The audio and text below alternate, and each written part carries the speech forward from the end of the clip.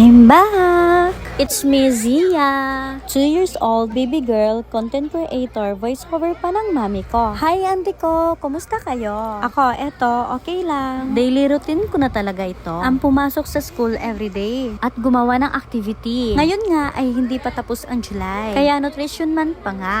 So, ito yung kinukulayan ko. Gulay at mga prutas. Poster color nga yung ginamit ko dito. Dahil siguro first time ko rin siya, di rin ako marunong mag-control ng brush. Pero okay lang po yun. 2 years old nga ni. Still learning pa ang baby nyo na yan. At pagkatapos, eto na, laro-laro na si ate nyo girl. Sa mga oras na yan, nag-discuss na si teacher. Interesting talaga pag may mga pictures, no? Dahil nakikinig talaga ang batang to. Pero as a 2 years old, may mga unpredictable talagang mangyayari, bi. Hindi good mood si ate nyo girl. May kaklase pa naman akong nagbe-birthday niya. Nagdrama si ate nyo girl. Umiiyak talaga. Nagsa-start na nga pala silang kumanta dito ng happy birthday sa kaklase kong may birthday.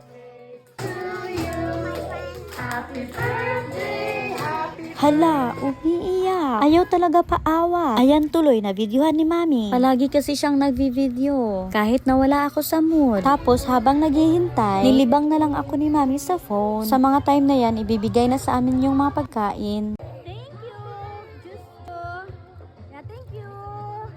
Nakaka-pressure nga tong mga classmate namin. Dahil pag birthday nila, naghahanda sila. Ako nga, next month, birthday ko na din. Pero wala kaming budget para sa mga ganyan, bi. Hindi naman kasi kami mapera. Si daddy lang kasi nagtatrabaho sa amin. Si mami, graduate nga, pero hindi nagtrabaho. Wala kasi siyang mapagkatiwalaan na magbabantay sa akin. Kaya ayun, taong bahay din siya, tulad ko. Pero kahit ganon, sobrang saya niya. Dahil nasubaybayan niya talaga journey ko. Lahat ng first na natutunan ko, siya talaga yung nakawitness sa akin. Dahil siya lang naman yung nagbabantay sa akin. Kaya salamat talaga sa daddy ko for providing our needs and wants. And thank you for watching, guys. Bye!